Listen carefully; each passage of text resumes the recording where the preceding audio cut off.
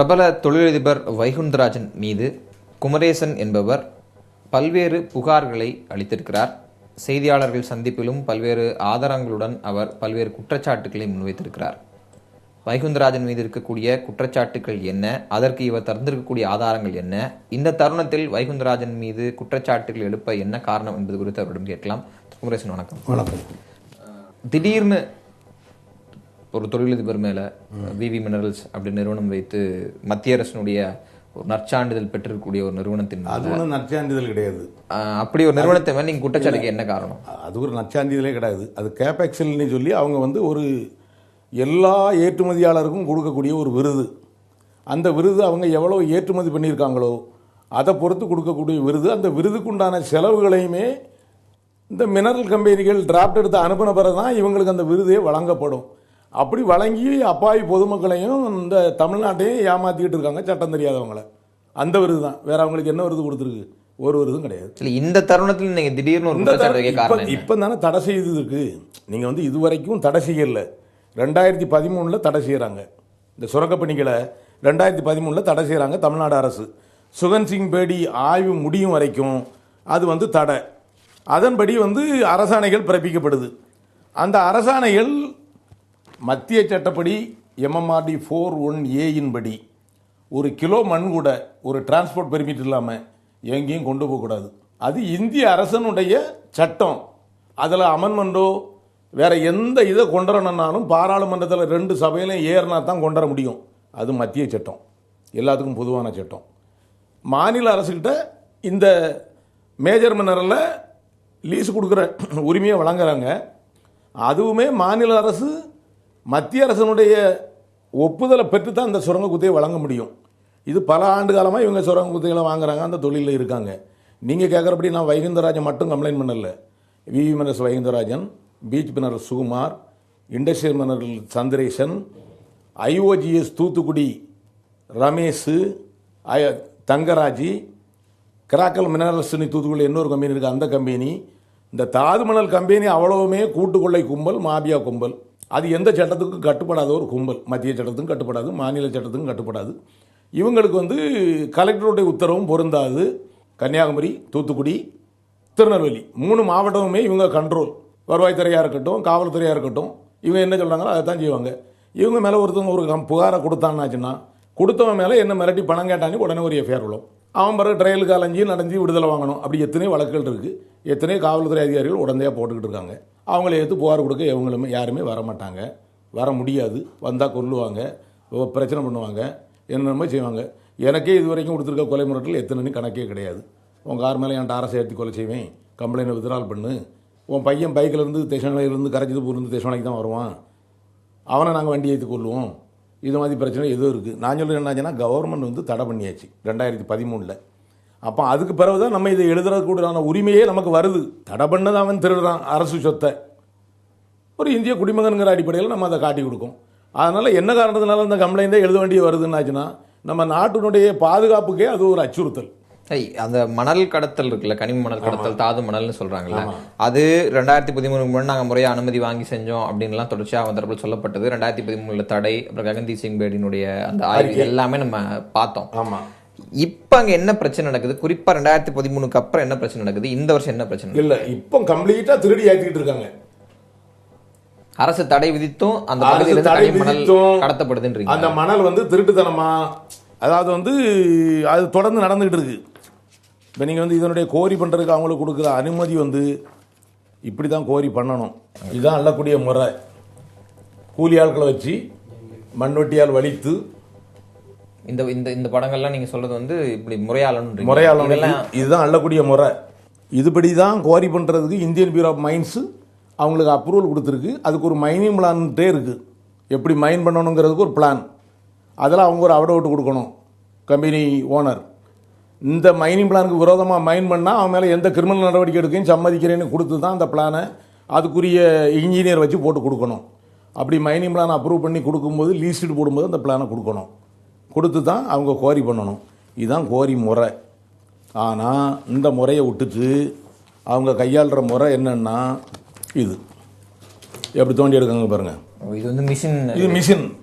பெரிய பெரிய rotor, பொற்கிளைன், JCB அது மாதிரி எந்திரங்களை வச்சு இவர் தோன்றாங்க. என்ன பாருங்க, இந்த எலக்ட்ரிக் போலுக்கு வந்திருக்க நிலைமையை பாருங்க.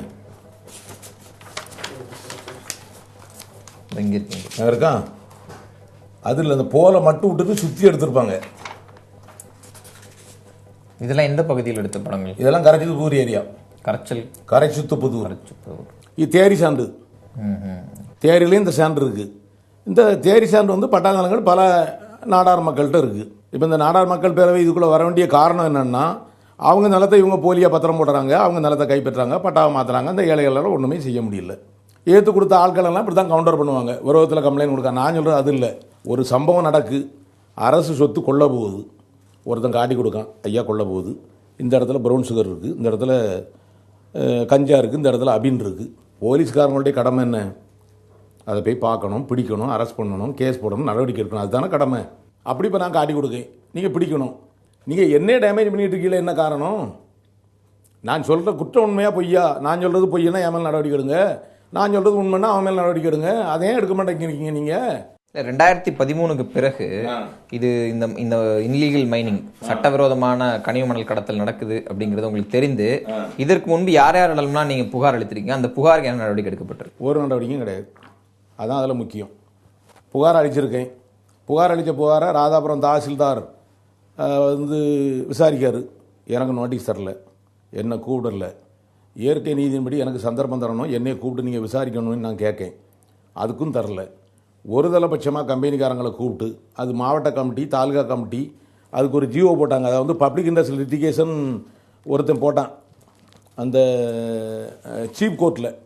என்ன இருக்குது அந்த ஜிஓ, இதுபடி இந்த இல்லிசிட் மைனிங்கை பார்க்குறதுக்குண்டு இந்த கமிட்டியில் வந்து என்னையே கூப்பிடாம, ஆதாரங்கள் இல்லை, பொய்யான புகாரினி தாசில்தாரை சரி கட்டி துட்டை கொடுத்து ஒரு ரிப்போர்ட் அனுப்புகிறான்.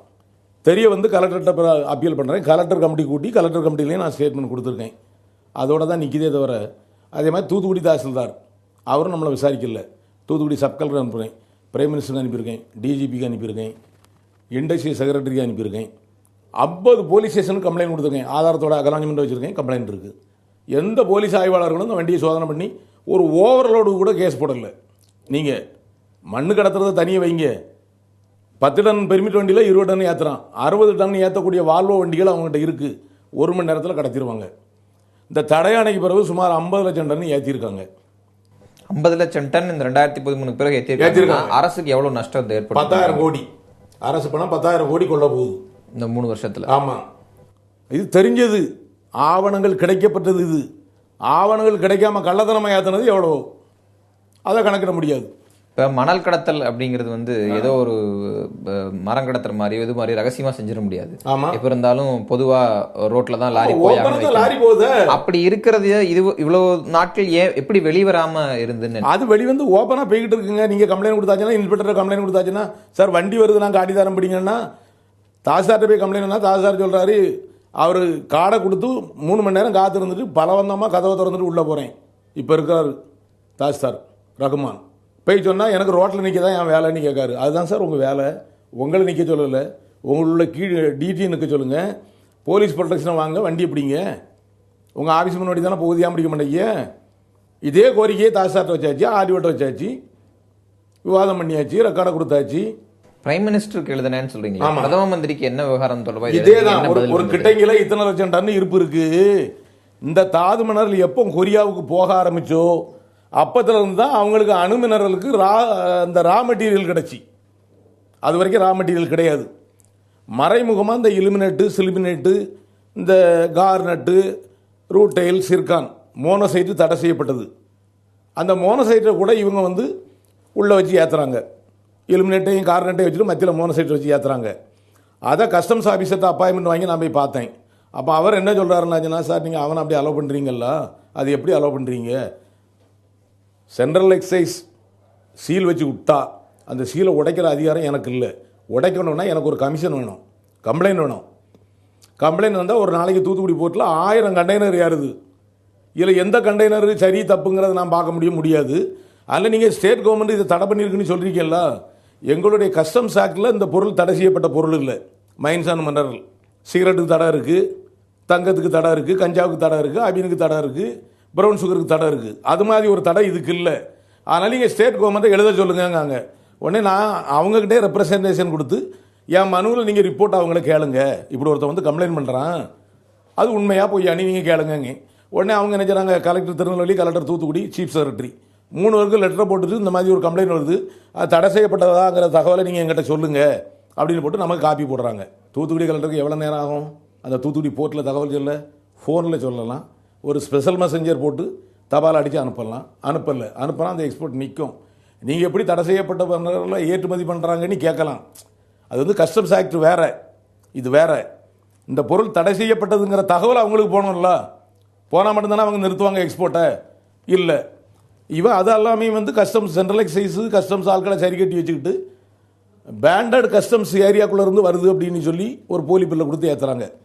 பேண்டட் கஸ்டம்ஸ் ஏரியாங்கிறது என்னென்னாச்சுன்னா வரி விதிக்கப்பட்ட பொருட்களை கொண்டு உள்ளே வச்சுட்டு வரியை கட்டிட்டு வெளியே எடுக்கக்கூடிய இதுதான் அந்த பேண்டட் கஸ்டம்ஸ். இந்த இப்போ இதுக்கு வரி கிடையாது முதல்ல. அது மட்டும் இல்லை, நான் என்ன சொல்லேன், திருநெல்வேலியிலிருந்து இந்த ரா மெட்டீரியல் ஏற்றுமதி செய்யக்கூடிய இந்த 50 லட்சம் டன் தூத்துக்குடிகளை எப்படி வருது? 20 டன்னாக தானே லாரியில் வர முடியும். ஏன் வழியில் இத்தனை காவல் நிலையம் இருக்குது, எத்தனை விஓ இருக்கா, இத்தனை அதிகாரம், இதில் அதிகாரம் கொடுத்துருக்காங்களா? இன்ஸ்பெக்டர் போலீஸுக்கு கொடுத்துருக்காங்க, விஓவுக்கு கொடுத்துருக்காங்க, ஆர்ஐ கொடுத்துருக்காங்க, தாசில்தார் கொடுத்துருக்காங்க. ஏன் அந்த ஜிஓ அமல்படுத்தலை? அதிகாரிகள் மட்டத்தில் நீங்க சொல்றது 3 மாவட்டம், திருநெல்வேலி, தூத்துக்குடி, கன்னியாகுமரி, 3 மாவட்ட அதிகாரிகள் மட்டத்தில் இது இருக்கு அப்படிங்கன்னா இது நீங்க அரசனுடைய கவனத்துக்கோ முதலமைச்சருடைய கவனத்துக்கு கொண்டு போயிருக்கீங்க. இல்லை, அரசனுடைய கவனத்துக்கு தான் நான் இண்டஸ்ட்ரி செக்ரட்டரிக்கு எழுதுறேன், அவர் தான் அதுக்கு தலைவர். சீஃப் செக்ரட்டரிக்கு எழுதுறேன், ஏன் நீ கேட்கல, எட்டி பார்க்கல. இது வரைக்கும் நான் போட்டிருக்க மனு வேணால் கொண்டு தாரேன், கரெக்டாக ஒரு கார் நிறைய ஏற்றலாம், அவ்வளோ ரெக்கார்டு என்கிட்ட இருக்குது என் வீட்டில். அவ்வளோ அக்னாலஜ்மெண்ட் இருக்குது, எல்லாமே ஸ்பீட் போஸ்ட் அக்னாலஜ்மெண்ட், சும்மா கிடையாது. எதுக்குமே உன் மனுவை பெற்றுக்கொண்டேங்கிற ஒரு அக்னாலஜ்மெண்ட் கூட தந்ததில்லை. நான் திரும்ப எழுதியிருக்க ரிமைண்டர், சட்டப்படி நீங்கள் என் மனுவுக்கு 3 நாளுக்குள்ள 7 நாளுக்குள்ள ஒப்புதல் தரணும். பிறகு இடைக்காலமாக என் மனு என்ன நடவடிக்கையில் இருக்கிற இடைக்கால பதில் தரணும். நீங்கள் எதுவுமே தரதில்லை, எதை பற்றியும் கவலைப்படுறதில்லை. அந்த தாதுமணல் மாஃபியா கும்பல், கொள்ளை கும்பல்கிட்ட நீங்கள் பணத்தை வாங்கிட்டு போகிறீங்க. இல்லை, இந்த தேர்தல், இதுக்கு முந்தின தேர்தல் அப்படிங்கிறத இந்த தேர்தல் எடுத்துக்கிட்டோம்னா எல்லா அரசியல் கட்சிகளும் தாதுமணல் விவகாரத்தில் அவங்க நிலைப்பாடு எல்லாரும் பேசுனாங்க. எல்லாம் முடிச்சிருக்கேன். நான் அதை தான் சொன்னேன். இந்த அரசு கூட தாதுமணலை அரசுரிமையாக்குவோம் அப்படின்னு சொல்லியிருந்தாங்க. அரசுரிமையாக்குவோம்னு சொன்னாங்க. 2013 ஒரு தடையும் வந்தது. அதன் பிறகு இது கூட நடந்துட்டு இருக்கு அப்படின்னா முதலமைச்சர் நேரடி கவனத்துக்கு இந்த விஷயம் போகலன்னு சொல்றீங்களா? ஆமா, அதை யாரும் கொண்டு போகல. கொண்டு போனால் இவங்களுக்கே பாதிப்பு வரும். இது எப்படி நடந்துச்சு அப்படின்னா குறைஞ்சது இதில் 100 ஆஃபீஸருக்கு மேலே போயிடுவான். தெரியல, காவல்துறை போயிடுவான், டிஐஜி போயிடுவான். அதையும் எழுதியிருக்கேன். இந்த 2013 தடையானைக்கு பின்பு இருந்த அரசு அதிகாரிகள் யாரையுமே ரிட்டையர்ட் பண்ணக்கூடாது. இதில் என்னன்னு முடிவு தெரிஞ்ச பிறகு தான் ரிட்டையர்ட் பண்ணணும். நீங்க சில கிராமங்களை சொல்றீங்க, அங்க வந்து மணல் வந்து தோன்றாங்க, அதனால பல பிரச்சனைகள் ஏற்படும். கிராம மக்களுக்கு உடல் ரீதியாக பல பிரச்சனைகள் ஏற்படுது, நாங்க செய்திகளை படிக்கிறோம். என்ன மாதிரி பிரச்சனை? இந்த மணல் அல்றதுக்கும் கிராம மக்கள் உடல் ரீதியாக பிரச்சனை வர்றதுக்கு என்ன சம்பந்தம்? மணல் வந்து அல்றது, அணுசக்தி துறையை வந்து ஏஎம்டி வந்து எப்படி தான் அள்ளணும்னு சொல்லி ஒரு பிளான் அப்ரூவல் பண்ணி கொடுக்காங்க ஹைதராபாத்தில், ஆட்டோமிக் மினரல் டிவிஷன். அந்த பிளானில் சில கண்டிஷன் கொடுத்தா லைசன்ஸ் கொடுக்காங்க, சும்மா கொடுக்கல. அதில் சேஃப்டி, மைன்ஸ் சேஃப்டியை கடைப்பிடிக்கணும், என்னென்ன சேஃப்டி நீ கடைப்பிடிக்கணும்னு கண்டிஷன் கொடுக்காங்க. அவங்க எந்த சேஃப்டியுமே கடைப்பிடிக்கவே கிடையாது. வர வேண்டியது ஏதோ தோட்டத்தில் ஜேசிபி கொண்டு போய் மண்ணை குளத்தில் மண்ணல்ற மாதிரி ஜேசிபி விட்டு அள்ள வேண்டியது, லோடு பண்ண வேண்டியது, கொண்டு போக வேண்டியது, பிரிக்க வேண்டியது. தச்சரமநாடார் சங்கத்துக்கு சொந்தமான மேல்நிலை பள்ளி நவலடியில் இருக்குது. இது பள்ளிக்கூடம், இது ஐஓஜிஎஸ்னுடைய ஃபேக்ட்ரி, இது விவிஎன்எஸ் ஃபேக்ட்ரி, இது ஐஎம்சி ஃபேக்ட்ரி. 3 ஃபேக்ட்ரி ராட்சத ஃபேக்ட்ரி. ஒரு மணிக்கு 500 டன் பிரிக்கக்கூடிய ஃபேக்ட்ரி. மண்ணை பிரிக்காங்க, தூசு வருது. மாசு கட்டுப்பாடு வாரியம் அனுமதி வச்சுருக்கேன்மா, அதில் என்ன கண்டிஷன் கொடுத்துக்க, நீ அந்த கண்டிஷன் அமல்படுத்தணும்ல. தூசி போகுது, பள்ளிக்கூடத்து பிள்ளைகள் 7 வயசு பிள்ளை வந்து நுரையீரல் பாதிக்கப்பட்டு ஆஸ்பத்திரியில் அட்மிட் ஆகுது. அதே நேரத்தில் இந்த அணுக்கதிர் வீச்சால் அந்த ஏரியா கிராம மக்கள் எல்லாம் ஒரு காலமும் இல்லாத கேன்சர். இப்போ அதே மாதிரி தண்ணியெல்லாம் நிலத்தடி நீர் உப்பு தண்ணியானனால கிட்னி ஃபெயிலியர். நீங்கள் டாக்டர்கிட்ட போகிறதுக்குள்ளே சொல்லிடுவாங்க, நாகர்கோவில் ஜெயசேனா ஆஸ்பத்திரி, மோசஸ் ஆஸ்பத்திரி, மத்தியாஸ் ஆஸ்பத்திரி, இந்த மாதிரி ஆஸ்பத்திரிக்கிட்ட போகிறதுக்குள்ளேயே நீங்கள் எந்த ஏரியா அந்த ஏரியா அப்போ இதுதான் இருக்கும், அவ்வளோதான். அந்த அளவுக்கு 3000 அடிக்கு ராட்சச போரை போடுறாங்க. எந்த பெர்மிஷனும் கிடையாது போருக்கு. சப்ளையை வாங்குறாங்க, 4 பக்கம் மதிலை கட்டி யாரையும் உள்ளே விடாமல் காம்பவுண்டுக்குள்ளே அவங்க வண்டி போகுது, தண்ணி எடுக்குது. இந்த தாது பிணறுகளை அந்த தண்ணியில் கழுவுறாங்க, அந்த கழிவை நிலத்துக்குள்ளேயே விடுறாங்க. அப்போ அது நிலத்தடி நீர் கட்டு போய் விவசாயம் பாதிக்கப்படுது. அந்த ஏரியா விவசாயம் பாதிக்கப்படுது, நிலத்தை சட்டவிரோதமாக கைப்பற்றுறாங்க, மக்கள் நோயால் பாதிக்கப்படுறாங்க. ஒரு 4 குடும்பம் வாழ்கிறதுக்காக பல லட்சம் மக்கள் குடும்பம் அழியுது. கேட்கறதுக்கு யாருமே கிடையாது. இல்லை, இது சம்பந்தமா அந்த கிராம மக்கள் எதுவும் போராட்டம் நடத்தலையா? இவ்வளோ வியாதி, இவ்வளோ பேர் அது இறக்குறாங்க, எவ்வளோ போராட்டங்கள் நடத்துனாங்க. அது பழைய பீரியட்லாம் போலீஸ் வச்சு கேஸை போட்டு, இவன் போய் கேஸை போட்டு இன்ட்ரோடியூஸ் பண்ணி 20 பேர் 30 பேரை கேஸை போட்டு வாய்தாக்கு போய் வழக்குக்கு போய் இப்போ அது பிறகு அவன் எதுக்க முடியும்? அவனை எதுக்குறது யாருங்க? இப்போ எனக்கு எவ்வளோ பிரச்சனை இருக்குங்கிறது உங்களுக்கு தெரியாத? அவன் என்ன மிரட்டெல்லாம் மிரட்டிக்கிட்டு இருக்கான், என்னெல்லாம் சொல்லிக்கிட்டு இருக்கான்ட்டு. இப்போ உயிரே போனாலும் பரவாயில்லங்கிறது நின்று தான் ஒரு போலீஸ் ஸ்டேஷனில் கம்ப்ளைண்ட் கொடுத்தாலே டாரஸ் ஏற்றி கொண்டு போடுவான்னு சொல்லி என் பையன் மேலே அவனை மிரட்டுறான். அவன் ஒரு கம்ப்ளைண்ட் ஒன்று கொடுக்கான். 4வது மாதம் கொடுத்த கம்ப்ளைண்ட் இன்னைக்கு வரைக்கும் அதில் நடவடிக்கையும் இல்லை, இவனை விசாரிக்கவும் இல்லை. நீங்கள் சொல்றதை பார்த்தா அந்த 3 மாவட்டங்களில் தனி ஒரு ஆட்சியை அவங்க தான் ஆட்சி நடத்துகிறாங்க. அரசு ஆஃபீஸர் ஆட்சியே நடத்தலை, ஆணித்தனமாக சொல்லலாம். இதனுடைய தகவல்களை எதையுமே அவங்க சிஎம்னுடைய பார்வைக்கு கொண்டு போகிறதும் இல்லை. இப்போ எங்களுடைய நோக்கம் முதலமைச்சர் பார்வைக்கு போனாலாவது எங்களுக்கு ஏதாவது இதில் நியாயம் கிடைக்குமா, நீதி கிடைக்குமா? கொள்ள போகிறது அரசு சொத்து, மக்கள் சொத்து. ஒரு கொள்ளையடித்து 4 குடும்பம் வாழ்கிறதுக்காக இவ்வளோ பேர் உடந்தையாக இருக்காங்க. நீங்கள் எந்த நடவடிக்கை எடுக்கணுமோ ஏடி மைன்ஸு அவனே வாய்மூடி மௌனியாக இருக்கான். இதில் நீங்கள் அக்கௌண்டபிலிட்டி, அதாவது இவர்தான் இதற்கு பொறுப்பான அதிகாரி அப்படின்னா யாரை சொல்ல முடியும்? இந்த போன்ற உதவி இயக்குனர் புவியியல் மற்றும் சுரங்கத்துறை, ஒவ்வொரு மாவட்டத்துக்கும் அவர் தான் அதிகாரி. அவரே தாரார் பாருங்கன்னு பாருங்க. திருவாளர் ஐஎம்சி நிறுவனத்திற்கு சுரங்க குத்தகை எதுவும் இல்லை. இந்த பக்கம் பாருங்க. இந்த தடையானைக்கு பிறகு ஒண்ணுமே நடக்கவே இல்லைன்னு அரசு அதிகாரி அதுக்கு சம்பந்தப்பட்ட கன்சர்ன் அதிகாரி தாரான். அதே அதிகாரி தான் தாரான் பாருங்க. விஎம்எஸ் ஃபேக்டரி குவாரி எல்லாம் என்ன பதில் சொல்றான் பாருங்க. அவ்வளவு விஎம்எஸ் குவாரிக்கும் இங்க என்ன பதில், கடைசியில் என்ன பதில் சொல்றான் பாருங்க. நான் ஆப்ரேட்டிவ் அப்படி ஒன்றும் இல்லை. எத்தனை ஃபேக்டரிக்கு தாரான் பாருங்க. எல்லாத்துக்கும் அதைத்தான் தாரான். அப்போ நான் என்ன சொல்றேன், இது உங்களுக்கே தெரியுது இல்ல? உங்களுக்கு கலெக்டருக்கு தெரியுது, ஏடி மைன்ஸுக்கு தெரியுது. நீங்க நடவடிக்கை எடுக்க என்ன? நீங்க பெருண்டு கொடுக்கலங்க, உங்களுக்கு தெரியும். ஆப்ரேட் ஆகலைங்க தெரியும். அதை விட மோசமானது பாருங்க என்னொன்று தரேன். இவ்வளவு ரெக்கார்டெல்லாம் கொடுத்த பிறகும் அவங்க அப்படி இருக்காங்க. இது நான் உங்ககிட்ட கொண்டதுக்கு சும்மா ஒரு சாம்பிளுக்கு கையில் வச்சுட்டு வந்தேன். சங்க மீட்டிங்கில் உறுப்பினர்கள்ட்டையும் பொதுக்குழுவிலையும் காமிக்கிறதுக்கு. இது ஒரு இன்ஸ்பெக்டர் விசாரித்து அனுப்பின அறிக்கை. என்னுடைய குற்றச்சாட்டு இது பார்த்துக்கிடுங்க. ஓப்பன் குற்றச்சாட்டு, கையெழுத்து போட்ட குற்றச்சாட்டு. எத்தனை டன்னு எந்தெந்த இடத்துல வச்சிருக்கான் அப்படின்னு சொல்லி டோர் நம்பர் வரைக்கும் போட்டு கொடுக்கேன். அதாவது கடத்தப்பட்டது இன்ன இடத்துல இருப்பு வச்சிருக்கான் அப்படிக்காங்க. அவர் அறிக்கை அவர் கடைசியாக அனுப்பியிருக்க அறிக்கையை படித்து பாருங்க. இந்த மனு மீது மேல் நடவடிக்கை தேவையில்லை. எந்த அடிப்படையில் எழுதுறாரு? இவர் வந்து இன்ஸ்பெக்டர் ஆஃப் போலீஸ் ஓவரி. எல்லாம் அவனுக்கு கொத்தடிமை சாதனம் எழுதி கொடுத்தவன், ஆபீசர் கிடையாது. நாங்கள் கொத்தடிமை, இந்த மணல் கம்பெனிக்கு கொத்தடிமை. மணல் கம்பெனி யார் எதிர்த்தாலும் பிடிச்சி கொண்டு உள்ள வைப்போம், அடிப்போம், விவகாரம் பண்ணுவோம், பிரச்சனை பண்ணுவோம். இதுதான் அவங்களுடைய நோக்கம். அது அங்கே பாருங்க. இப்படியெல்லாம் வச்சு எழுதுறேன். 10 நாளுக்குள்ளே தீர்வு காணணும், இப்படி பண்ணணும், அப்படி பண்ணணும். நான் இப்போ மட்டும் எழுதிக்கிட்டு இருக்கல. அவங்கவுங்க பொறுப்பை எப்படி தட்டி கழிக்காங்க பாருங்க. இது கோயம்புத்தூர் சோன் சென்ட்ரலைசேஷன் எழுதுனா நீ கோயம்புத்தூர் சோனை கான்டாக்ட் பண்ணுங்க. ஏன் கோயம்புத்தூர் சோன் கட்டுப்பாட்டு கீழே தான் இது அது வருது அப்படின்னு சொல்கிறாங்க. நம்ம அதுக்கும் எழுதுறோம் ஃபர்தராக அதில் டெவலப் ஆகி வருது. அதோட முக்கியமான இன்னொரு பாயிண்ட் இப்படி தான் கொண்டு போனோம். அது ப்ரொசீஜர் என்ன இருக்கா? தூத்துக்குடி குடோன் வண்டி நம்பர் 4 மணிக்குள்ளே 4 மணி நேரத்துக்குள்ளே கொண்டு போனோம். வேலிடு இது ஏடி கையெழுத்து போட்டு இந்த மாதிரி இது ஒரு மாதிரி டெஸ்பாஸ் ஸ்லிப்பு இப்படி இருக்கணும். இது மாதிரி ஸ்லிப் அவங்களால காட்ட முடியுமானா காட்ட முடியாது. அவங்க என்ன சொல்லுவாங்க? பழைய இருப்புன்னு சொல்லுவாங்க. பழைய இருப்பு எங்கேருந்து வருது? ட்ரெஷரில் பணம் கட்டணும், பெர்மிட் வாங்கணும், ஸ்லிப் வாங்கணும். அவன் ஸ்லிப் எல்லாமே நான் திரும்ப வாங்க. அந்த இடத்துல நானும் கேட்கணும்னு நினைச்சேன். ஆமா, 2013க்கு பிறகு கடத்துறாங்க அப்படின்னு சொல்லும் போதெல்லாம் அவங்கள்ட்ட அந்த பதில், இது ஏற்கனவே நாங்க முறையாக அனுமதி பெற்று வாங்கி எடுத்து வச்ச மண்ணு, அதை தான் நாங்க எடுத்துட்டு போயிட்டு இருக்கோன்றாங்க. அதுக்கு ரிட்டர்ன் காமிங்க, உங்க ரெக்கார்டை காமிங்க. ஐபிஎம்ல ரிட்டர்ன் இருக்கு, எவ்வளவு ஸ்டாக்கு இருக்கு. அது என்ன முறை, எப்படி செஞ்சா அது சரி, எது சட்டவிரோதம்? அது வந்து இது அவங்க சொல்றது சும்மா உங்களுடைய பேட்டிக்காக சொல்றது. அது பணம் கட்டி நம்ம அதை வந்து ட்ரெஷரியில் கட்டணும்னா ஸ்டேட் பேங்கில் கட்டணும். பணத்தை கட்டி கொண்டு கலெக்டர் ஆஃபீஸில் மனு கொடுத்தா 1000 டன்னுக்கு நான் பணம் கட்டியிருக்கேன், ராயல்ட்டி கட்டியிருக்கேன், எனக்கு பெர்மிட் தாங்கன்னா அவங்க புக்கில் ஒவ்வொரு புக்கிலையும் சீல் அடித்து அவங்களுடைய கையெழுத்து ஸ்டேஷன் இதையும் போட்டு கொடுத்துருவாங்க. இப்போ அந்த ஸ்லிப் எல்லாமே அவங்க நான் திரும்ப வாங்கிட்டேங்க. தடையானைக்கு பிறகு 2013 பிறகு அள்ளக்கூடாதுன்னு திரும்பி அள்ளக்கூடாதுன்னு அவங்ககிட்ட இருந்த ஸ்லிப்பை திரும்ப வாங்கியாச்சுன்னு நமக்கு பதில் கொடுக்குறாங்க. அப்படி இருக்கும்போது இவங்ககிட்ட எப்படி பழைய இருப்பு இருக்க முடியும்? இதுதான் இது என்ன இருக்கு பாருங்க. MMRD 4(1) என்ன சொல்லுது? சென்ட்ரல் சட்டம்.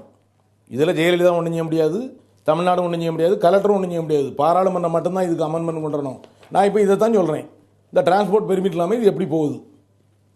பழைய ஸ்டாக்காகவே இருந்தால் கூட நீங்கள் டிரான்ஸ்போர்ட் பெர்மிட் வாங்கினா தானே மூவ் பண்ண முடியும் லாரியில். எப்படி நீங்கள் கொண்டு போகிறீங்க?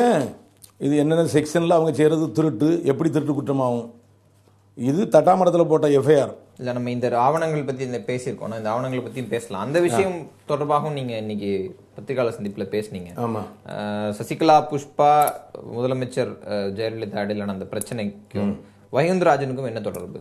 அதாவது சசிகலா புஷ்பா ஏடிஎம்கேல ஒரு எம்பி, அந்த கட்சி கட்டுப்பாட்டுக்கு உட்பட்டு நடக்கணும். அதுவும் இந்த நாடார் சமுதாயத்துக்கே ஒரு கேடு, ஒரு அவமானம். ஒரு சட்டம் தெரிஞ்ச ஒரு சட்டத்தை உருவாக்கக்கூடிய ஒரு எம்பி எப்படி நடந்துக்கிடணும், மக்களுக்கு எவ்வளவு ஒரு முன்மாதிரியாக விளங்கணும். அவங்களுக்கு ஏதாவது பிரச்சனை இருந்தால் போலீஸில் கம்ப்ளைண்ட் கொடுக்கணும், நடவடிக்கை எடுக்கணும். அதுதானே ப்ரொசீஜரு. அதெல்லாம் விட்டுட்டு சட்டத்தை கையில் எடுத்துக்கிட்டு சட்டவிரோதமாக ஒரு பப்ளிக் இடத்துல அசிங்கமாக நடக்கிறாங்க. கட்சிக்கு கெட்ட பேருன்னு சொல்லி அவங்க கட்சியை விட்டு நீக்கிறாங்க. இவன் இந்த சந்தர்ப்பத்தை பார்க்கான் வைந்தராஜுங்க நெருக்கடி வருது. 3 எஃப்ஐஆர் விழுந்துட்டு. சசிகலா தகராறுக்கு முன்னாலேயே தட்டாமரத்தில் நடவடிக்கை எடுத்தாச்சு. சசிகலாவால் ஒன்றும் நடவடிக்கை எடுக்கல.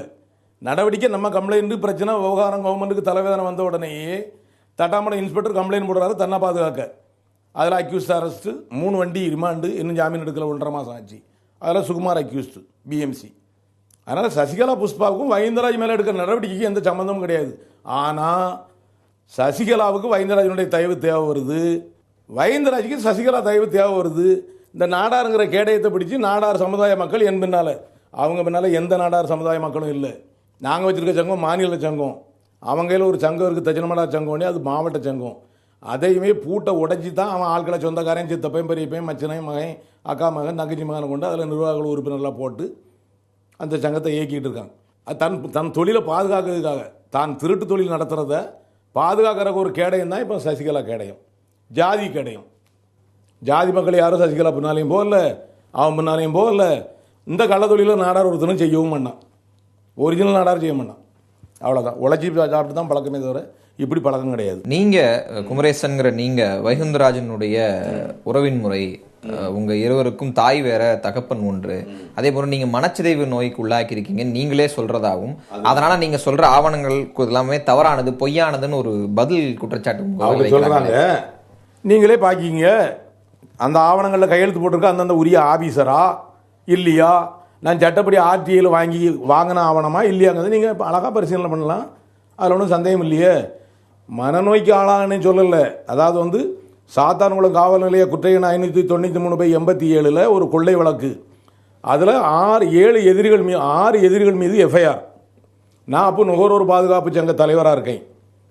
அப்போ ஒரு அரிஜன் செல்லையாங்கிற ஒரு அரிஜனை பிடிச்சி கொண்டு வச்சு அடித்து இல்லீகல் கஸ்டடி வைக்காங்க. அவன் பஞ்சாயத்து எங்கள் சங்கத்தில் கம்ப்ளைண்ட் தாரா. அதன் அடிப்படையில் நான் மேலதிகாரிக்கு தகவல் கொடுக்கேன். அதில் ஒரு போலீஸ் ஸ்டாண்டிங் ஆர்டர் வருது. இந்த தகவல் கொடுத்த தகவல் தெரிஞ்ச உடனே அந்த சப் இன்ஸ்பெக்டர் என்ன செய்கிறான், 13வது அக்யூஸ்டாக அந்த கொள்ளை கேஸில் என்னை சேர்க்கான். ஆனால் கவர்மெண்ட் ஜியோ போடுது, குமரேசனை பொய்யா சேர்த்தாங்க, அதனால் குமரேசனை வழக்கிலிருந்து விடுவிக்கலாம். அதே நேரத்தில் இந்த செல்லையாவை இல்லீகல் கஸ்டடி வச்சு பேக்கிங் போர்ஜரி டாக்குமெண்ட்டுக்கு அவங்க மேலே கிரிமினல் கேஸ் போடணும்னு ஒரு law and order sub inspector, ஒரு கிரைம் சப் இன்ஸ்பெக்டர், ஒரு ரைட்டரு, ஒரு பாராகாவலர், 4 பேர் மேலே ஆர்டிஓ தூத்துக்குடி கிரிமினல் கேஸ் போட்டுறாரு. அந்த கேஸ் சாத்தாங்குளத்தில் 29 வருஷமாக பெண்டிங்.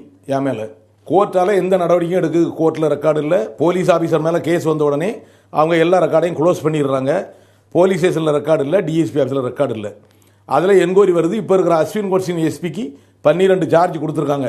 நான் அதில் 30 லட்ச ரூபா நஷ்டேடு கேட்டு ரிட்டு போட்டிருக்கேன். அந்த ரிட்டில் நான் என்ன சொல்கிறேன்னா, இந்த வழக்கால தான் எனக்கு மன உளைச்சல் உடல்நிலை பாதிக்கப்பட என்னுடைய கௌரவம் குறைஞ்சி அந்த அவுடவுட்டில் கீழே இருக்கிறத படித்து பாருங்கள், சாத்தாங்குளம் கோர்ட்டில் போடுறேன். இதனால் எனக்கு இவ்வளவு பிரச்சனை, அதனால் எனக்கு 30 லட்ச ரூபா நஷ்டேடு தரணும்னு கேட்கேன். நஷ்டேடு ரிட்டு பெண்டிங். அதே நேரத்தில் இந்த கேஸில் என்னைய குவாஷ் பண்ணணும்னு போட்ட ரிட்டும் பெண்டிங். கலெக்டர் உங்களை வித்ட்ரால் பண்ணுறோம் அப்படின்னு எனக்கு லெட்டர் எழுதுறாரு. நீங்கள் வித்ட்ரால் பண்ணவே வேண்டாம். எஸ்பி எழுதுறாரு என்கிட்ட இருக்குது, நீங்கள் வித்ட்ரால் பண்ணாண்டாம்.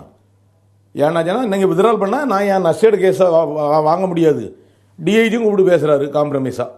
அந்த கேஸை நாங்கள் வித்ட்ரால் பண்ணுறோம், நீங்கள் அந்த நஷ்டேடு கேஸை நீங்கள் வித்ட்ராலே பண்ணாண்டா, நான் குற்றவாளி இல்லை, அப்புறம் நான் எதுக்கு வித்ட்ரால், நீங்கள் வித்ட்ரால் பண்ணணும், அது தானாக கோர்ட்டில் முடிவாகட்டும் அப்படின்னு அது பெண்டிங். அந்த கேஸை பொறுத்த வரைக்கும் அதே கேஸில் நான் வேணால் பிடைரி காப்பி தாரேன். இவங்க வாரண்ட் பெண்டிங்மா, வாரண்டெல்லாம் பெண்டிங் கிடையாது. அவரே என்ன எழுதி வாய்தா போடாருனாலும் await for the withdrawal order from கவர்மெண்ட்ல இருந்து வித்ட்ரால் ஆர்டர் வாரதுக்காக இந்த குமரேசன் வழக்கை நான் நிலுவையில் வச்சுக்கிட்டு இருக்கேன் அப்படின்னு சொல்லி தான் அவர் ரெக்கார்ட் பண்ணுறாரு. 10 நாளைக்கு முந்தி எடுத்த சரீர் காப்பி என்கிட்ட இருக்குது. ஓரி போலீஸ் ஸ்டேஷன் கொண்டு ஆஜர்படுத்தினேன். இவர் மேலே வாரண்ட் இருக்குது, இவர் கட்ட பஞ்சாயத்து பண்ணுறாரு, திருநெல்வேலிக்கு போகிறாரு, தூத்துக்குடிக்கு போகிறாரு, மனதெல்லாம் பாதிக்கப்பட்டவருங்க. அப்போ அந்த மனம் அவன் தான் ஆளை வச்சு போடுறான், வேறு ஆளை வச்சு, அப்படி ஒரு ஆளே கிடையாது. அதை கூட்டு விசாரிக்கார் இன்ஸ்பெக்டர். அது கொண்டு கொடுக்கேன். அவைட் பார்த்த வித்ட்ரால் ப்ரொபோசல் கவர்மெண்ட்டே வித்ட்ரால் பண்ணதுக்கு தயாராக இருக்குது. நான் வேண்டான்னு கேஸ் நடத்திக்கிட்டு இருக்கேன். நான் நஷ்டேடு கேஸ் போட்டிருக்கேன், டேமேஜ். இல்லை, இந்த விவி மினரல்ஸ் நிறுவனத்தில் நிறைய விபத்துகள் நடக்குது, உயிரிழப்புகள் நடக்குது அப்படின்னு சொல்றீங்க. அப்படின்னா அங்க வேலை பார்த்த தொழிலாளர்களே வந்து புகார் கொடுத்துருப்பாங்களே, இல்ல அந்த விவி மினரல்ஸ்ல பாதிக்கப்பட்ட உயிரிழந்த குடும்பத்தினர் யாருமே வெளியே வரவே இல்லையா? இல்லை, கம்ப்ளைண்ட் கொடுக்காங்க. கம்ப்ளைண்ட் என்ன செய்யறாங்கன்னா, உள்ள இப்போ செத்து போறாங்கன்னு வைங்க, செத்த பாடியை உள்ள போட்டால் சென்ட்ரல் கவர்மெண்ட்டினுடைய சீஃப் இன்ஸ்பெக்டர் ஆஃப் ஃபேக்ட்ரிஸ் வரணும். அவர் வந்து பாடி செத்து போச்சுன்னா அந்த ஃபேக்ட்ரி பாதுகாப்பாக இயங்கலைன்னு ஃபேக்ட்ரியுடைய அனுமதி ரத்தாகி போயிடும். அதனால் அவங்க என்ன செய்கிறாங்க, அந்த பாடியை வண்டியில் தூக்கி போட்டு நேராக ஆசாரிப்படம் ஆசிரி கொண்டு போகிறது. வழியில் இறந்ததாக அங்கே போஸ்ட்மார்ட்டம், இங்கே எஃப்ஐஆர். போலீஸ் அந்த வழக்குகளை ட்ரையல் நடத்தாமே பல வழக்குகளை சார்ஜிட்டு போடாத குற்றத்துக்காக கேஸ் விடுதலை. அப்போ போலீஸ் எவ்வளோ உடந்தையாக இருந்து செயல்படுது. இது வரைக்கும் அப்படி எத்தனை பேர் உயிரிழந்திருக்கு? ஒரு 18 கேஸ் இருக்குது. சாதாரணமாக நமக்கு தெரிய நம்ம ரெக்கார்டு எடுக்க முடிஞ்சது. எல்லா தொழிற்சாலையும் இறக்குது. அந்த பாடியை தூக்கி உடனே என்ன செய்கிறாங்க, ஒரு லாரி பின்ன போடுறாங்க. லாரி பின்ன போட்டு லாரி அவங்க காம்பவுண்டுக்குள்ளேயே லாரி அடித்ததாக, அது வந்து ரிவர்ஸ் வரும்போது லாரி அடிச்சிட்டு அப்படிங்க அவங்களுடைய கம்ப்ளைண்ட்டு. நான் என்ன சொல்கிறேன், இந்த எஃப்ஐஆரையும் நீங்கள் போஸ்ட்மார்ட்டத்தில் இருக்கிற காப்பி காயத்தையும் ஒத்து பாருங்க. நீங்கள் டயர் ஏறிச்சுன்னா டயர் வயிற்றுக்கு மேலே ஏறினா வயிறில் காயம் இருக்க முடியும், கால் எப்படி கட்டாக முடியும், கை எப்படி கட்டாக முடியும், பாடி எப்படி ரெண்டாக கட்டாக முடியும். அந்த அவன் சொல்கிறான்ல, அதே மாதிரி சில எஃப்ஐஆர்கள் அந்த கண்டெய்னர் பெல்ட்லேயே அகப்பட்டு பொம்பளைகளுடைய சேலை உள்ளே இழுத்து அதில் அடிப்பட்டதாக சில எஃப்ஐஆர் இருக்குது. இப்போ அந்த எஃப்ஐஆர் வந்து ட்ரையல் நடக்கும்போது ஜட்ஜி என்ன சொல்கிறாங்க, இந்த பெண்களை நீங்கள் வேலைக்கு அமர்த்தக்கூடாது, அமர்த்தினதே தப்பு. ரெண்டாவது தொழிற்சாலை ஆய்வாளர் நீங்கள் விசாரிக்கல. அதே நேரத்தில் வந்து சூப்பர்வைசர் கம்ப்ளைண்ட் கொடுக்கான். அவன் சூப்பர்வைசர் அங்கே வேலை பார்க்காங்கிறது எந்த அத்தாட்சியும் கிடையாது. யாரே ஒருத்தரை பெட்டியில் ஏற்றி இந்த காவல்துறை ஆய்வாளர் அந்த மணல் கம்பெனிக்கு முழுக்க முழுக்க ஆதரவாக செயல்பட்டு என் கையை கட்டிட்டாரு அப்படிங்காரு. ட்ரையல் நடந்த கேஸில் யாரு? நீதிமன்றம் ஜட்ஜ்மெண்ட். இப்போ வருவாய்த்துறை அதிகாரிகள் விவி மினரல்ஸ்க்கு ஆதரவாக செயல்படுறாங்க, காவல்துறை செயல்படுது, மைன்ஸ் அண்ட் மினரல்ஸ் டிபார்ட்மெண்ட் செயல்படுது அப்படின்லாம் சொல்லும்போது இப்போ யாரிடம் உங்க கோரிக்கை நீங்க முன்வைக்கிறீங்க? யார் இறங்கி நடவடிக்கை எடுத்தால் நீங்க சொல்ற இந்த பாதிப்புல தான் அந்த குறிப்பிட்ட அந்த 3 முதல்வர் நினைச்சா மட்டும் நடக்கும். வேற யாராலையும் இதுக்கு ஒன்றும் செய்ய முடியாது. இல்லைன்னா கடவுள் தான் நினைக்கணும். முதல்வர் நினைச்சி உடனடியாக இயங்க வச்சு இப்போமே ஒரு டீமை அனுப்பி அவங்க அப்புறப்படுத்துறதுக்குள்ள எல்லா குடோனையும் அட் அ டைமில் சீஸ் பண்ணணும். நீங்கள் ஒவ்வொரு ஜங்ஷன்லேயும் அந்த ஃபேக்ட்ரிக்கு போகிற ரோட்டில் 2 செல்ஃபோனை கொடுத்து ஒரு வேலைக்காரனை வச்சுருப்பாங்க. அவங்களுடைய இந்த திருட்டு தொழில் எப்படி அந்த நெட்வொர்க்காக நடக்குகிறதுக்கு மத்தியானம் சாப்பாடு அவங்க கம்பெனி வேனில் அந்தந்த இடத்துல கொண்டு கேரியரில் கொடுத்துட்டு போயிடுவாங்க. அவன் சாப்பிட்டு அப்படி அதில் இருக்கணும், திரும்ப ரிட்டர்ன் கேரியர் எடுத்துகிட்டு போயிடுவாங்க. எந்த கவர்மெண்ட் ஜீப் வந்தாலும் உடனே ஃபோன் பண்ணி அங்கே தகவல் சொல்லுவான். இது மாதிரி நடந்துக்கிட்டு இருக்குது. ஆனால் ஓரளவு இப்போ உடனடியாக அவங்க ஃபேக்ட்ரியில் இருக்கிற மண்ணை அப்புறப்படுத்த முடியாது. சடனாக எல்லாம் வெளியே தூக்க முடியாது. கிட்டையில் இருப்பு இருக்கிறதையும் தூக்க முடியாது. இப்போ தோராயமாக எவ்வளவு டன் மணல் வந்து அவங்கவுங்க குடோன்கள் இருக்குன்னு மற்ற இல்லைங்க, ஒரு தோராயமாக ஒரு 10 லட்சம் டன் பிடிக்கலாம். எல்லா குடோனும் நாங்கள் யாருக்கிட்டே குடோன் லிஸ்ட்டெல்லாம் கொடுத்துருக்கோம். என்னென்ன இடத்துல என்னென்ன டோர் நம்பரில் குடோன் இருக்குது அப்படிங்கிற லிஸ்ட்டை கொடுத்தாச்சு. அப்பவும் நடவடிக்கை இல்லை. அதாவது 2 குடோன் தவிர இப்போ நம்ம வந்து தொழிற்சாலை ஃபேக்ட்ரி ஆக்ட்லையோ இல்லைன்னா பிளான் அப்ரூவல் இடத்துலையோ நம்ம ஆர்டிஐயில் கேட்டால் 2 தொழிற்சாலை தவிர வேறு எந்த தொழிற்சாலைக்குமே அனுமதி கிடையாது. அந்த 2 தொழிற்சாலைக்கும் நீ 1000 ரூபா கட்டு, நான் உனக்கு அந்த பர்டிகுலர்ஸை தாரேன் அப்படின்னு வந்திருக்கு லெட்டர். அதோட நிற்கிது. அது மாவட்ட கமிட்டியில் கொடுத்த என்னுடைய வாக்கு மூலம் நான் ஒரு ஜெராக்ஸ் வேணால் எடுத்து வைக்கணும் வைங்க. 28 பக்கம். இதுக்கு அவங்க பத்தி வாரியாக பதில் சொல்லுங்கள். இந்த கம்ப்ளைண்ட்டுக்கும் குமரேசனுக்கும் அண்ணன் தம்பிங்கிறதுக்கோ வேறு இதுக்கோ என்ன சம்மந்தம்? நான் மண் வியாபாரம் பண்ணல, அவன் மண் தொழிலை எனக்கு கேட்கல. அரசு தொழில் கொள்ள போகுது, மக்கள் சொத்து கொள்ள போகுது. அதை நீக்கங்க, கைப்பற்றி அரசுக்கு கைப்பற்றி ஆதாயப்படுத்துங்கன்னு தான் சொல்கிறேன். அதுக்கு நடவடிக்கைக்கு என்ன எடுக்காததுக்கு என்ன காரணம்? இதில் பாருங்கள், இதில் எல்லாமே பின்னால் வந்து இந்த பாதிக்கிறதெல்லாம் சொல்லியிருக்கேன் கலெக்டர்கிட்ட.